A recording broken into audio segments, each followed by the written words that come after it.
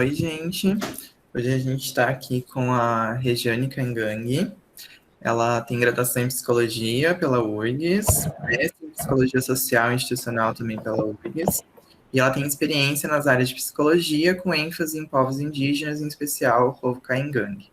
Então, ela vai falar um pouquinho para a gente sobre psicologia das florestas, saúde mental das populações indígenas. Bem-vinda, Regiane. Fala é sua.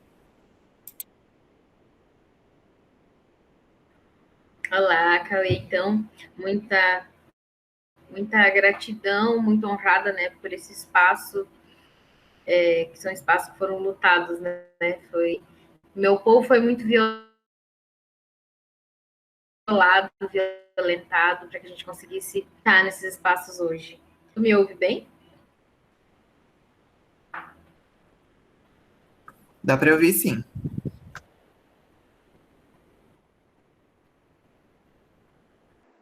Acredito que agora vai melhorar. Dá para te ouvir certinho. Vamos começar de novo, então. Então, eu sou Regiane Pafé Caingangue, eu sou neta de Domingas, eu sou filha de Maria Cairu, sou mãe de Cafã e costumo dizer que eu sou filha da floresta. Filha da floresta porque eu sou Regiane Pafé Caingangue, mas ao mesmo tempo eu tenho que ter um nome brasileiro, entre aspas, né, que é de Regiane. E então a gente já vem sendo colonizado desde que a gente nasce, porque o meu nome é Pafé, né? Então eu sou semente duas vezes. Eu sou semente dessas mulheres que foram violadas, que, enfim, foram escravizadas, foram violentadas, invisibilizadas. E sou semente de Pufé. Pufé é uma árvore maleável, uma árvore forte, né? O pai costuma dizer que colore o verde.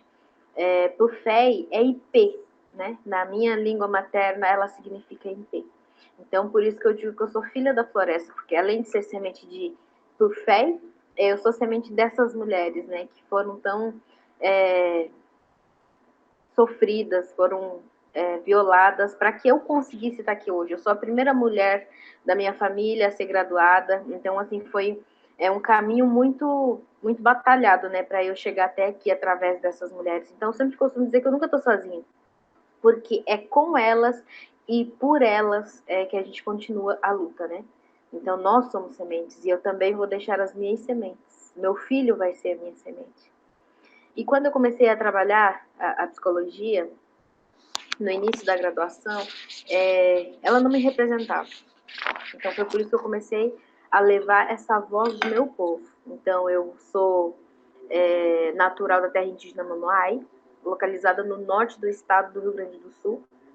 E o meu povo, ele sofre muito a escassez de profissionais na área da saúde mental. Em todas as áreas, na verdade, não só da área da saúde mental, mas hoje dentro da minha aldeia, eu sou a primeira indígena formada em psicologia. Então, a nossa saúde, a nossa educação, ela sofre uma grande necessidade de formação adequada, né? De profissionais que sejam, enfim, né? As especificidades culturais, elas colocam inúmeros desafios, entre elas a necessidade de formação adequada dos profissionais. Então, eu costumo dizer que a área da saúde mental é uma área onde eu lutei muito para levar essas vozes que ecoam, né? Essas vozes que foram invisibilizadas, essas vozes que foram caladas. Porque a gente, quando chega na universidade, a primeira coisa que a gente aprende é nos moldar a esse padrão europeu, esse padrão colonizador, e eu nunca me enxerguei nele. Né? Primeiro que você tem um padrão ideal da psicologia, né? Loirinha, magrinha, dos olhos claros, e aí chega eu, assim, né? De pé descalço, né? Com a minha marca de cané, levando essas mulheres, levando a minha comunidade junto comigo. Então, a psicologia que eu trabalho é uma psicologia voltada ao povo caigangue, né, a povos indígenas. Então, a medicina tradicional e a saúde, elas andam juntas. E para mim, trabalhar essa saúde junto com o cuiã da aldeia, né, é mais do que uma dádiva, porque eles são a nossa biblioteca ambulante, eles são os nossos museus vivos hoje. Então, o meu trabalho é em conjunto com o cuiã da aldeia, que eu sou muito privilegiada, tenho 2 cuiãs dentro da minha aldeia, né? Que um é o cuiã Pedro, Garcia e o seu filho, ou melhor, desculpa, voltando, né? O filho é o Pedro Garcia e o pai é o Jorge Garcia, que o pai está passando para o filho meus ensinamentos. Hoje, o Cuia Jorge está com 100 anos e ele está ali, trabalhando medicina tradicional, está na mata, né? Está fazendo ritos. E isso é muito importante de mostrar o quanto a nossa medicina tradicional ela é importante para nós, ela é saúde para nós, né? Então, o Cuiã trabalha a parte espiritual da aldeia, enquanto o Cofá, ele trabalha a nossa educação. Então, a nossa educação, ela já vem no coletivo, né? Ela vem com canto, com dança, com ritos ao redor do fogo. Essa é a nossa educação. Além de ser a nossa educação, ela é um momento terapêutico, porque a gente gosta de estar naquele espaço. Não é um espaço onde a gente está ali apenas de corpo presente. Não, a gente quer estar naquele espaço.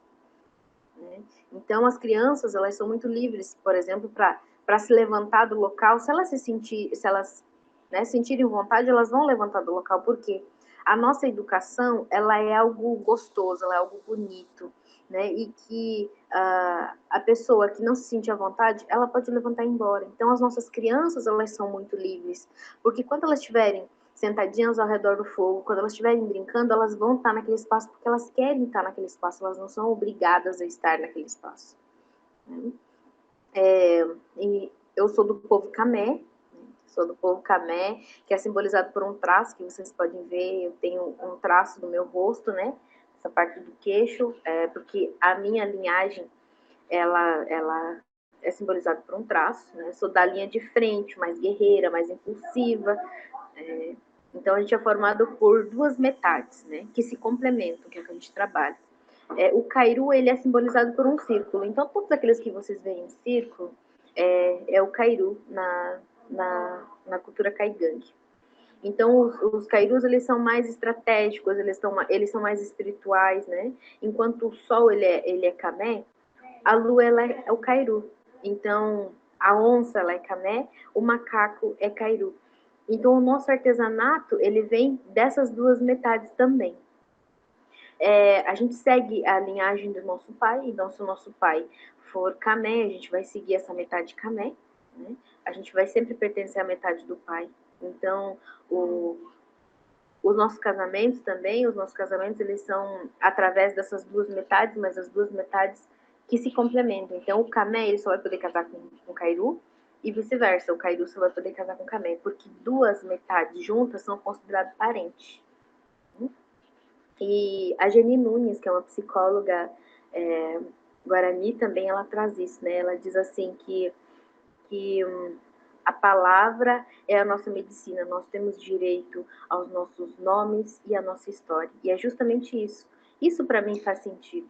Né? Isso para mim é saúde. Isso para mim é um momento terapêutico, fazer a minha pintura, levantar para ir para a guerra. E essa é uma saúde que não é falada dentro da academia. Se é falada num padrão ideal, né? Vamos falar hoje do SUS. Que o SUS, né, a gente tem que elogiar muito o SUS, mas em alguns momentos tem algumas falhas, como, por exemplo, se diz assim, bem viver indígena, né? Aí coloca todo mundo lá numa caixinha, e aí a gente pensa assim, mas bem viver para quem? Pois hoje somos mais de 305 etnias, com suas particularidades, com suas especificidades culturais. A gente fica pensando assim, mas bem viver para quem? Né?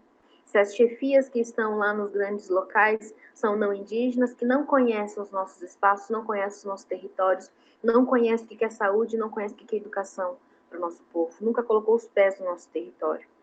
Isso é algo que nos adoece, o impor o lugar do outro. Né? Eu acho que é isso que a gente tem que desconstruir.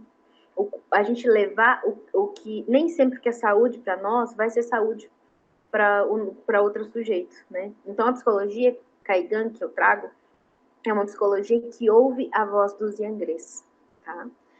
Faz uma escuta coletiva para dar o melhor para o meu povo. Pois a psicologia que eu aprendi na universidade era uma psicologia europeia ocidental e que eu não me enxergava nela. Primeiro que ela dizia que o meu povo estava doente, né? Ela dizia que ouvir vozes era esquizofrenia, eram patologias, eram psicoses. E eu ficava pensando assim, mas como assim, né? Não, mas para o meu povo não é assim. Como é que o meu povo não aparece aqui? Como não aparece a saúde do meu povo? Então eu tive que batalhar muito, foi muitos anos de muita luta para levar essa saúde do meu povo, o que faz sentido para o meu povo. E eu acho que é isso que a gente tem que desconstruir. A gente começar pelo respeito do lugar do outro, não impor a nossa vontade. O Krenak, ele fala isso, que a gente não pode esquecer da onde a gente veio, porque só assim a gente vai saber para onde vai. Isso é importante para o indivíduo, isso é importante para o coletivo. Porque se nós conhecemos o nosso povo, a gente vai conseguir ajudar, tanto na saúde quanto na educação. E eu sempre ressalto muito o quanto os profissionais indígenas têm uma potência e são muito qualificados para trabalhar com o seu povo, porque a gente sabe onde dói. A gente cresceu, nasceu dentro das nossas aldeias, a gente sabe como trabalhar com o nosso povo, a gente sabe como chegar, conversar com o nosso povo, né? Então, a gente leva em conta a nossa cultura, os nossos modos de viver, os nossos modos de pensar, sentir, agir, né? Assim como as formas de conhecimento e saberes. Eu sempre ressalto também que o indígena que está na universidade, que está na cidade grande, ele não deixa de ser indígena, porque ser indígena não é uma escolha, né? Está no nosso sangue, está em nós, na nossa alma. E que muitas vezes ir fora da aldeia, ir para as universidades, em busca de novos conhecimentos, é uma forma também de ajudar as nossas aldeias, porque só assim a gente vai conseguir se defender, só assim a gente vai conseguir colocar pessoas que realmente conhecem os nossos territórios nos grandes órgãos, né? Então, a psicologia que vai para a aldeia também, ela não deixa de ser psicologia, né? Ela só vai se transformar, ela vai se abrir para novas perspectivas indígenas. Eu me atrevo a dizer que isso é uma psicologia da economia, no sentido de desprender das perspectivas colonizadoras, né? Uma psicologia nossa, formada dentro das aldeias indígenas a partir do Candigan Marran. O Candigan Marran que eu me refiro é o que nos faz bem, né? O que faz bem para nós indígenas? A gente está cansado de as pessoas falarem por nós. A gente está cansado de nos dizerem isso aqui é bom para os povos indígenas. A tutela vem desde sempre, né? A gente está no século XXI e mesmo assim somos tutelados. E como eu falei lá no início, quem fala por nós não são indígenas, não conhecem as nossas lutas. E para nós, momento terapêutico é estar no coletivo, é estar junto, é no canto, é na dança. A nossa relação com o mundo espiritual, ela influencia muito mais do que a gente imagina, né? Eles nos guiam, eles estão por toda parte, na água, nas árvores, né? No ar. A Mãe Terra para nós ela é sagrada. Os seres que nela habitam, né, são sagrados. Tudo tem espírito, tudo respira. É assim que eu aprendi. Então, desde a barriga da mãe, a gente aprende que ao entrar na mata, você não simplesmente entra na mata. Não. Você vai pedir licença para a floresta, né? Porque outros seres moram naquele espaço. Então, eu dou exemplo das nossas casas. Vocês vão gostar que alguém entre dentro da sua casa e se aposse do que você tem? Ou simplesmente entre por entrar na tua casa? Não. Assim é a floresta. Então, a gente também tem que ter respeito com os seres que moram nela. O nosso artesanato, ele tem espírito, ele tem vida, ele respira, né? As nossas peneiras são sagradas. Todo o nosso artesanato, ele é sagrado. Isso para nós é um momento terapêutico. Porque ao entrar na mata, a gente vai cantando, a gente vai dançando, a gente vai conversando, porque esses são momentos sagrados para nós. A gente vai entrar na mata, a gente vai conversar com os nossos guias encantados. A gente vai pedir permissão para tirar a matéria-prima. Então, quando a gente faz lá o artesanato, a peneira, por exemplo, né, eu tô falando da peneira, toda redondinha, furadinha, assim, que as pessoas usam para escolher feijão e usam, para nós ela é sagrada, né? Não é só o fato de confeccionar, né? Porque a peneira, ela vai escolher alguém para abençoar. Então, assim, a gente acredita que se você não seguir todas essas regras, a peneira não vai se vender, porque é ela que se vende, não somos nós que vendemos ela. Né? E quando um dos nossos filhos, né, como eu estava falando lá no início, os nossos filhos, eles são muito livres para tudo. Então, eles vão para o rio sozinhos, eles vão para a mata sozinhos. Eu mesma, eu sou cheia de sinais, assim, nos dedinhos, porque quando eu era muito pequena, lá, meus 6, 7 anos, a gente pegava um facãozinho, uma faca, e ia para o mato. O meu irmão ia caçar, ia pescar, e lá ficava eu fazendo meu foguinho, né, com uma panelinha lá, assim, pronta para fazer aquela caça, aquele peixe frito. Isso para nós é um momento terapêutico. E muitas das vezes as crianças se assustam na floresta, porque assim como tem coisas boas, também existe aquela que assusta as crianças. Então a gente vai lá, quando cai na água, por exemplo, né, vou dar o exemplo da água, porque eu fiquei lembrando agora, quando eu era criança, a gente trepava na árvore mais alta e pulava lá de cima, dentro da água. Meninos e meninas, a gente muitas vezes sem roupa, não se tem aquele olhar, como é que eu posso pensar, da sexualidade. A gente se descobre. Não existe aquela coisa, o menino usa azul, a menina usa rosa. Não. Todos nós vamos se descobrindo como sujeito. Mas depois eu entro um pouquinho nisso. Então, eu lembro que a gente fazia muito isso, assim, trepava no topo da árvore e pulava dentro do rio. E muitas das vezes a gente se assusta. E o nosso espírito fica no fundo do rio. Então, a gente vai lá, né, os nossos pais ficam sabendo, enfim. E aí eles com a peneira vão lá na água, conversam com a mãe água, a mãe sagrada, né? Eles dizem assim, Goi, Imaitoshi Perekotin, conecta-te, que quer dizer assim, mãe água, mãe sagrada, devolve o espírito do meu filho. Ele ainda é muito pequeno. Então, com aquela peneira toda furadinha, a gente vai pegando água e jogando para fora, pegando água e jogando para fora, e pedindo o espírito do nosso filho de novo. A gente vai fazendo isso até em casa, chamando o nome do nosso filho. Isso para nós é um momento terapêutico. Se a gente não faz isso, os nossos filhos vão chorar muitos e muitos dias. Eles podem ficar gago, eles podem adoecer e ir até a morte, porque o espírito deles fica no fundo do rio. Assim como o espírito deles chora, o corpo deles também vai chorar. Então a gente vê crianças que choram semanas até que o espírito daquela criança consiga encontrar o corpo dela. Isso para nós é sagrado, né? Os nossos sonhos são sagrados, eles nos guiam, né? A gente que acaba não prestando atenção nisso. Voltando um pouco no gênero e da sexualidade, nós acreditamos que os nossos filhos, eles são muito sagrados para nós. A gente dá o nome dos entes queridos nossos que já foram embora.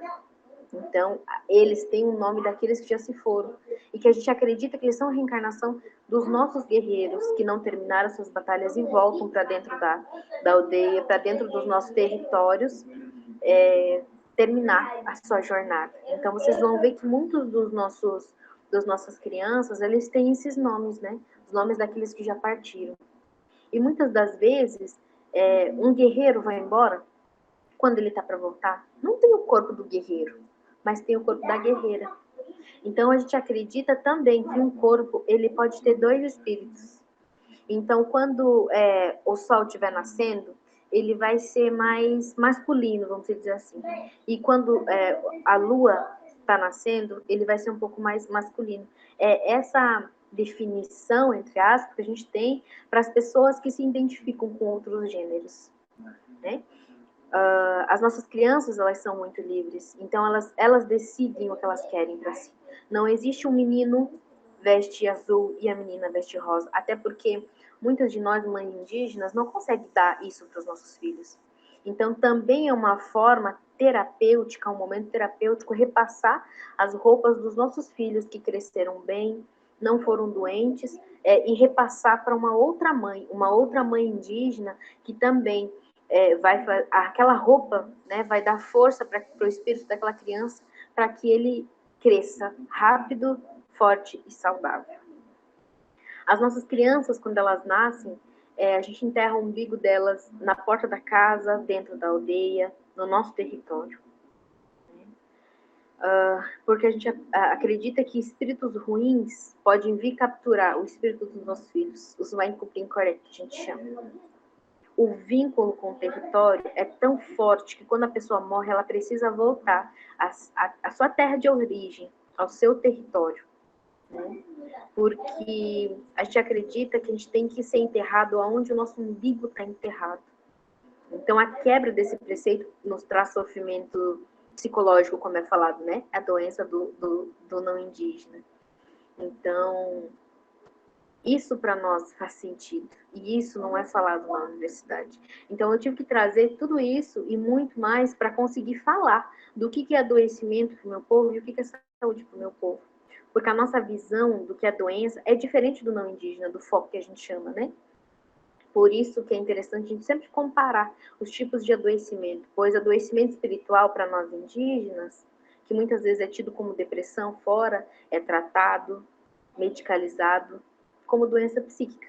Enquanto para nós, isso que se chama saúde mental é diferente da visão ocidental, pois ela engloba vários aspectos, né? Muito mais amplos do que a gente imagina. Então, a saúde, para nós, elas estão ligadas entre si. Corpo, mente, território, espiritualidade, tudo está conectado. Se o nosso território estiver adoecido, nós vamos estar adoecidos. Se o nosso corpo estiver adoecido, nós vamos estar adoecidos. A mente adoecida, o nosso corpo vai adoecer, assim como o nosso território. Então, a gente tem que cuidar de tudo ao nosso redor, né? Se a gente estiver num ambiente saudável, nós vamos ser saudáveis, caso contrário, nós não vamos estar saudáveis, né? Também dentro da nossa aldeia, a gente acredita muito que não é apenas um indivíduo que adoece, tá? Então, se uma parte ou alguém da aldeia adoece, todo o nosso coletivo é afetado. Todo o nosso coletivo. Então, por exemplo, de pensar num exemplo. Os cocares. Nossos cocares para nós são sagrados. Muito sagrados.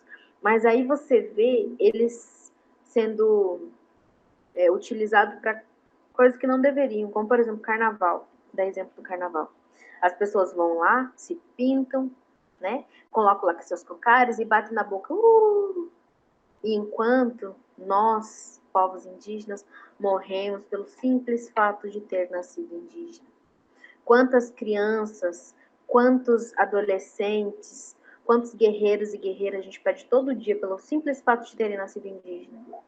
A gente não nasce indígena porque quer. A gente nasce indígena porque a gente tem um caminho a trilhar aqui. Então, o que a gente está cansado hoje é de não ter um respeito com nós. A PL 490 diz isso. A PL 490 quer reaver os nossos territórios para a produção, enquanto para nós é sagrado, né? O Brasil todo é indígena, mas aí eles dizem que se não tiver um indígena naquele local, naquele território, em 5 de outubro de 88, não é território indígena. Até parece brincadeira, mas infelizmente isso acontece. Enquanto no 19 de abril as pessoas se pintam de índiozinho dentro das escolas, os nossos filhos morrem por ser indígenas. Há 2, 3 meses atrás, morreu um menino de 6 anos em Dourados. Um dos fazendeiros passou de carro, atropelou o menino, passou de carro várias vezes em cima dele. Eu nunca vou me esquecer das palavras da mãe. Ela falava assim que ela estava juntando os pedaços do filho dela. E aí eu pergunto para vocês, vocês comemoram a morte de um filho de vocês? Porque a gente não comemora. É muito triste saber que nós estamos aqui há mais de 521 anos lutando para ganhar voz, para dar voz e sair da invisibilidade. Enquanto nós, povos indígenas, somos... Eu sempre digo isso, eu digo assim, olha, nós somos muito resilientes, porque a gente só quer viver com o nosso Cangueguenmarrã, a gente só quer viver do nosso território, a gente só quer viver com a nossa cultura. Porque você não vê um indígena sendo um serial killer, você não vê um indígena chegando na escola e matando crianças. Por quê? Porque para nós o corpo é sagrado, a vida é sagrada, os nossos territórios são sagrados. E isso para nós faz sentido. Isso para nós é um rito de cura. Então, o nosso Cangueguenmarrã é os nossos territórios demarcados, protegidos. Né? Uma outra forma de produção. Os nossos alimentos sem veneno. Não é para o capitalismo, é para o nosso consumo. Né? É pedir permissão para a mãe terra para usar ela. É uma troca. Não é nem um usar, é uma troca. Né? Abraçar uma árvore. Poucas e poucas vezes eu vi alguém falando sobre o respeito que tem que se ter com uma árvore. Eu nunca vi um não indígena abraçando uma árvore enquanto estava em Porto Alegre. Enquanto para nós é algo sagrado, ela respira, ela tem vida, ela nos dá ar. ela tira o veneno, né? Então, sentir o cheiro das matas, em resumo, essa conexão que a gente tem com a Mãe Terra. Né? Aprender a trançar, né? Lembrei agora do aprender a trançar, o quanto para nós aprender a trançar é um momento sagrado. Não, como eu falei lá no início, não é apenas confeccionar as nossas cestarias, não. É um canto, é um dança, as mulheres vão estar rindo, vão estar com seus filhos, os homens, né? Enfim, é todo um coletivo. E quando a gente aprende a trançar, não é diferente. A gente, os nossos pais, os nossos mais velhos, né? Porque a gente não tem só um pai, só uma mãe. Vou começar por aí. A gente tem as nossas mãe Tim, a gente tem as nossas mãe Cofá, a gente tem os nossos pai Tim, a gente tem os nossos pai Cofá. As nossas mãe Tim são as nossas mães mais novas da aldeia. As nossas mãe Cofá são as mães mais novas de dentro da aldeia. Enquanto os pai Tim são os pais mais novos, né? E os pai Cofá são os pais mais velhos. Então, todo um coletivo cuida. As crianças, os jovens, é dever de todos a saúde e a educação. Isso não é dividido, isso, ou melhor, isso não é separado, isso é dividido entre todos. Porque se o meu filho estiver na casa da minha parenta aqui do outro lado, né, ou estiver na casa da minha arengrê, lá no início da aldeia, não tem problema nenhum. Eles vão estar sendo cuidados, porque eles vão estar sob os olhares das mães e dos pais, do coletivo. Então, quando a gente aprende a trançar, os nossos pais nos levam para o início da mata, a gente pede permissão, a gente entra na mata, pega, enfim, procura lá uma aranha, porque para nós a aranha é sagrada, e pede permissão a ela para que ela divida com nós os mesmos dons que ela tem. Porque se vocês pararem para olhar, quem faz as mais belas teias é a aranha. E é através dela que a gente aprende a fazer a nossa cestaria. Então, com todo respeito e educação, a gente vai passar a mão em cima da teia de aranha e vai pedir para ela nos abençoar, assim como ela é abençoada. Então, para nós, isso é um momento terapêutico, isso para nós é um momento de vida. O respeito com o lugar do outro. E não apenas absorver. Né? Os nossos caigangues mais velhos, né? O nosso caigangue mais velho quer dizer os nossos caigangues mais velhos, os mais antigos, eles têm dons como, por exemplo, chegar no início da mata e pegar folhas secas e cheirar e conseguir saber todas as árvores que tem ali, árvores frutíferas, medicina tradicional. Isso é um rito. Isso, para mim, é um momento terapêutico. Isso não é falado. Pelo contrário, é invisibilizado, que eu lembro que algumas vezes eu tentei levar esses momentos terapêuticos para dentro da academia, e eu lembro que a gente estava falando sobre ouvir vozes, né? E eu falei, porque para nós é assim, assim e tal, ouvir voz é sagrado, porque nos guia e tal. E a professora me disse assim, Regiane, me desculpa, mas assim, tu não pode trazer isso em aula, porque isso não é comprovado cientificamente. E na psicologia a gente trabalha com coisas que são cientificamente comprovadas. Naquele momento me calei, mas eu sabia que eu ia voltar mais forte e melhor todas as vezes que tentasse me calar, pois eu não estava sozinha. Aquele espaço não era ocupado só por mim, e sim por aqueles que lutaram para me estar nele, para levar essas vozes invisibilizadas e caladas. Então a floresta, para nós, ela tem espírito, ela tem vida. Pedir licença é algo sagrado. Né?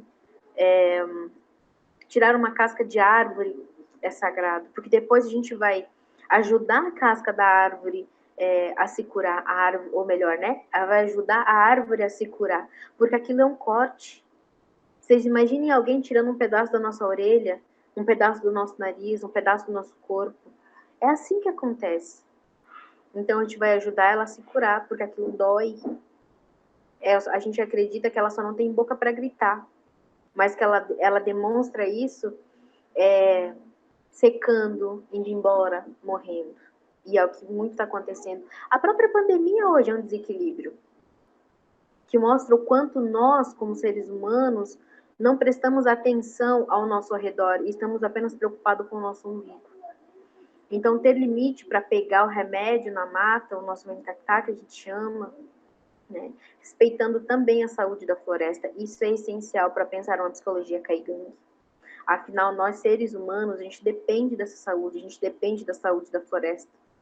Se a gente não tiver ar, se a gente não tiver água, a gente nem estaria discutindo hoje aqui o que é saúde. né? Então, a nossa medicina tradicional ela é essencial para a vida dos caigangues. Eu costumo dizer que, em conjunto com políticas públicas, o psicossocial e os modos de ser e viver indígena, a gente vai conseguir falar sobre saúde, porque todas elas estão ligadas. Nenhuma e outra se separa. O não luto hoje, o quanto não luto hoje vem nos afetando, o não luto para nós indígenas é algo que vem nos adoecendo muito, né? Como a gente fala, as depressão, a ansiedade, porque a gente está tendo um desencarne em massa, a gente está perdendo guerreiros e guerreiras, e a gente não está conseguindo chorar os nossos mortos, a gente não está conseguindo fazer os nossos fechamentos de ciclo. Porque para nós chorar os nossos mortos também é um momento terapêutico.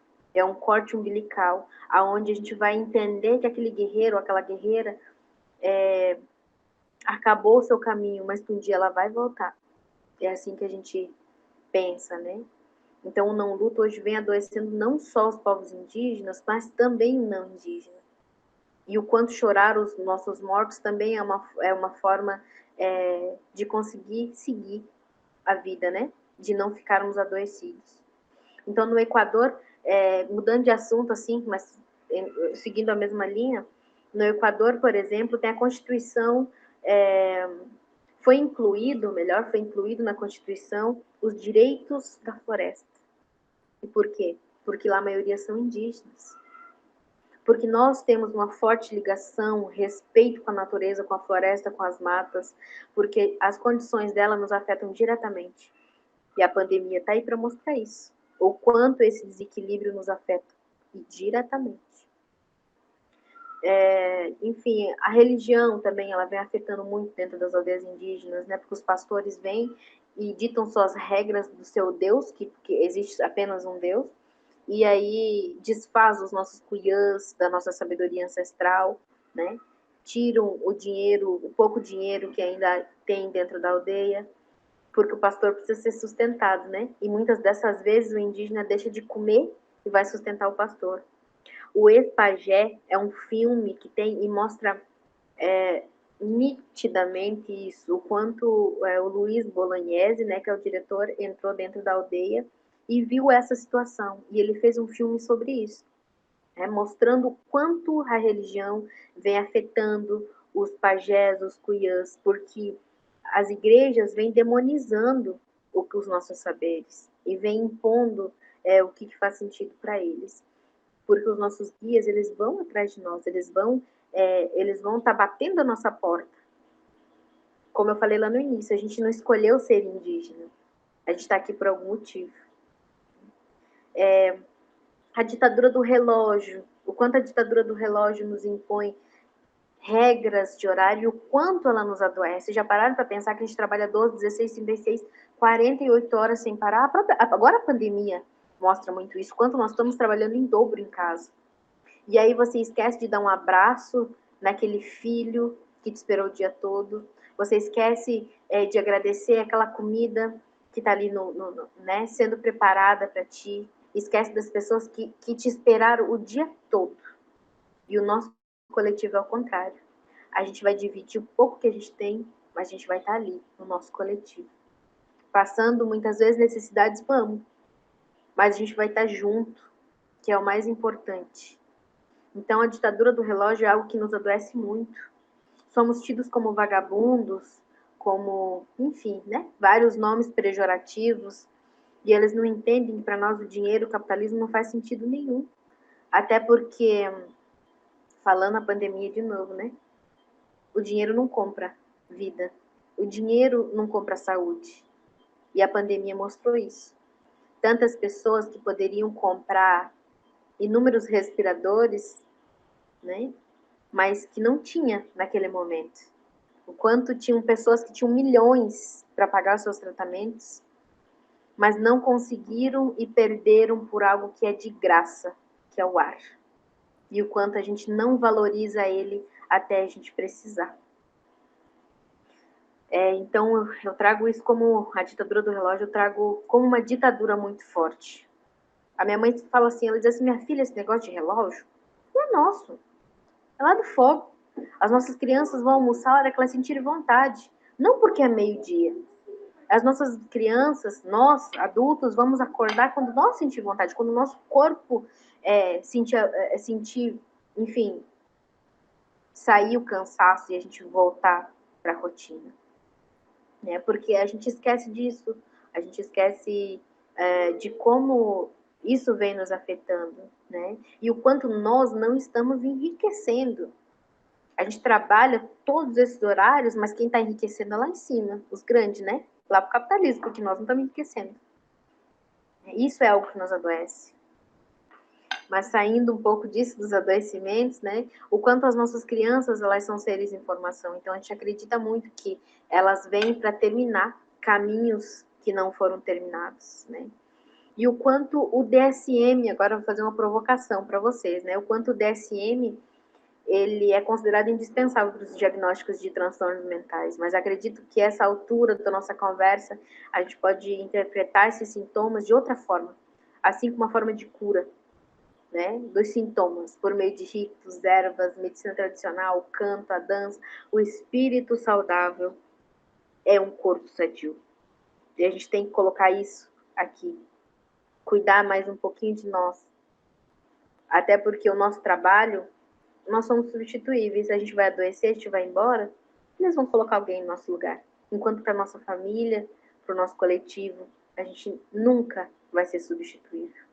Então, a nossa medicina tradicional, ela é essencial para a vida do povo caigangue. A nossa medicina tradicional, a nossa vida espiritual, ela é essencial para pensar uma psicologia caigangue. E alerto também que, para nós, não é o simples fato de fazer um rito.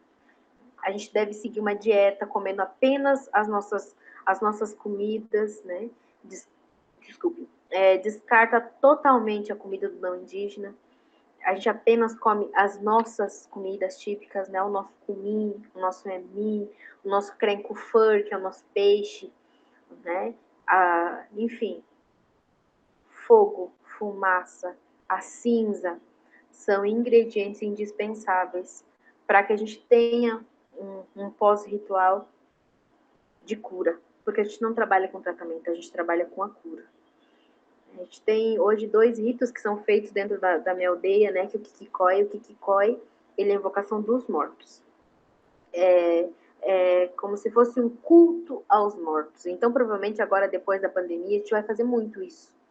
A gente vai ter as nossas bebidas, né? Os nossos ritos, e a gente vai levar presentes para aqueles que a gente não conseguiu fazer esse fechamento de ciclo.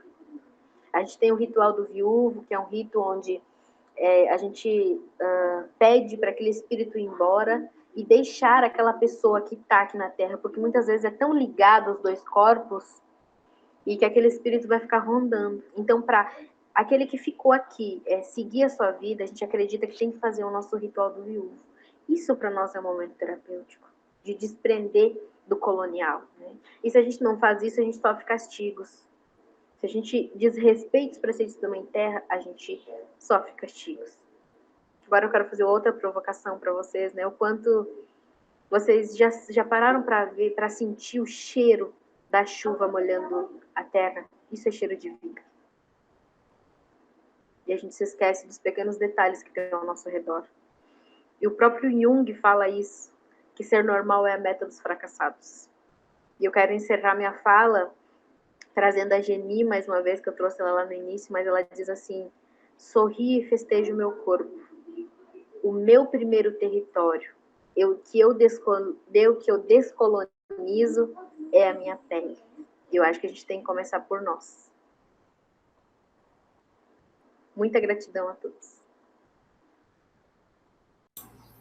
Nossa, Regiane, eu não sei pelos outros, mas foi uma fala super inspiradora. Me arrepiei vários momentos da fala. Assim, foi muito forte, muito impactante. Muito obrigado.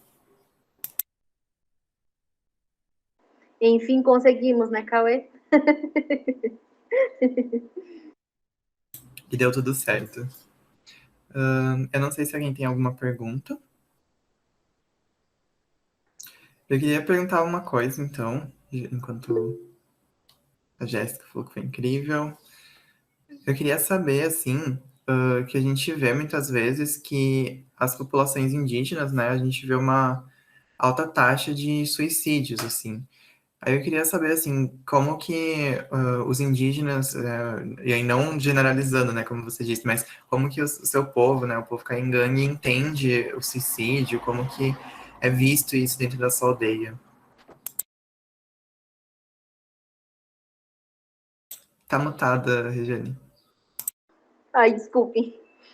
Isso é um adoecimento muito grande, né? Por quê? Por que eu trabalho corpo, território e mente? Porque se o nosso corpo estiver doente, a nossa mente, nosso território, nós vamos estar adoecidos. Então, eu trago muito a família Margarina quanto a isso. É vendido todos os dias esse padrão ideal, é vendido todos os dias nas TVs, nas revistas, essa coisa do padrão ideal. E muitas vezes os nossos filhos, eles têm vontade de ter algo e a gente sabe que, na verdade, a família Margarina não existe, mas ela é vendida todos os dias. E isso ela vem adoecendo todos, não só os povos indígenas, mas eu acredito que hoje o que mais adoece as aldeias indígenas é esse preconceito, porque a gente não consegue chegar nos grandes lugares. Eu, Rejane, Caigangue, psicóloga, tenho que mostrar todos os dias a minha potência como profissional para eu conseguir chegar em algum lugar. Porque senão eles vão lá e automaticamente eles vão me substituir por um não indígena, porque eles não acreditam na potência dos profissionais indígenas. No mercado de trabalho, todos os dias nos é negado esses ambientes. Se vocês chegarem hoje na minha aldeia, que é muito maior que a cidade, vocês não vão ver indígenas trabalhando no supermercado, nas lojas, porque a gente não tem oportunidade. E eu vejo que isso hoje é algo que vem afetando muito as comunidades indígenas. As redes sociais é algo muito bom. A gente consegue fazer as nossas denúncias, a gente consegue colocar cada vez mais as nossas vozes, mas ao mesmo tempo ela adoece os nossos jovens, porque eles já são jovens mais frágeis. A gente sabe que essa geração que está vindo aí é uma geração mais sensível, vamos dizer assim. Então, acaba adoecendo muitos nossos jovens por isso. Eu acredito que ainda seja muito isso. Essa negação e fechamento de portas com os povos indígenas. Respondi a tua pergunta? Claro, respondeu super bem. E é realmente complicado, né? Que a gente vê, por exemplo, essa PL 490, né? E, enfim, não tem como falar de saúde sem falar de território, né? Como você disse, é tudo tão interligado e cada vez mais as coisas estão desabando e, enfim, momentos difíceis, mas com uma fala inspiradora dessa ajuda a manter a esperança. Alguém tem mais alguma pergunta?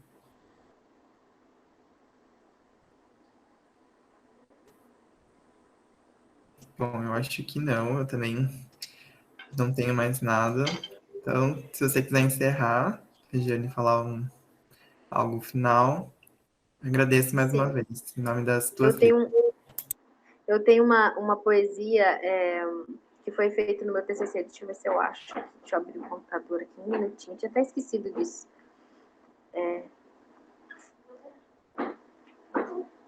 Gente, é tanta coisa para uma cabeça, só que vocês nem imaginam. Eu só parei de almoçar e vim aqui conversar com vocês.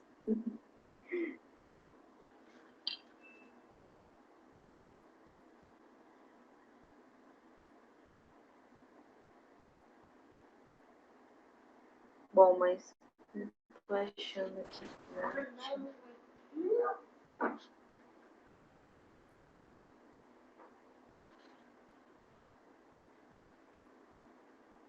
Depois tu corta essa parte. Espera aí. Deixa eu achar meu TCC aqui.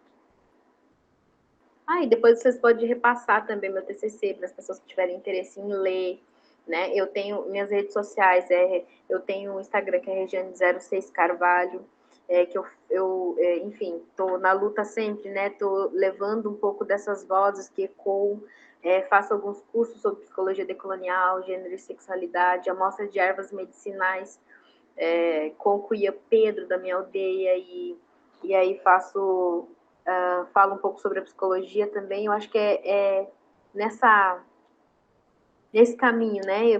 Como eu falei lá no início, eu acho que a gente está aí por algum motivo.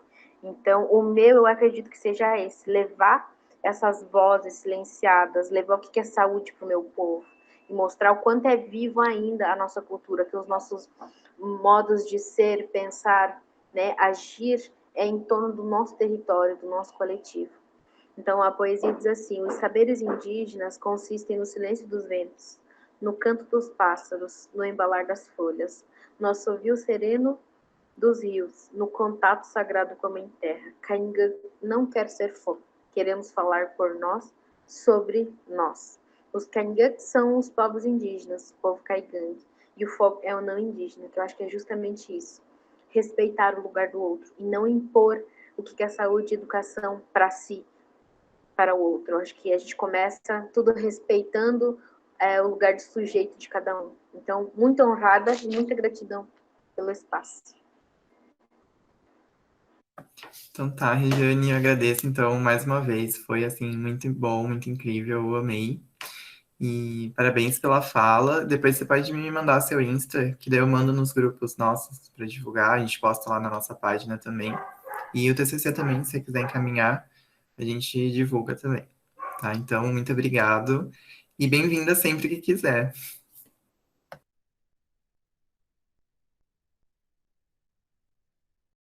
Tchau, obrigada, gente.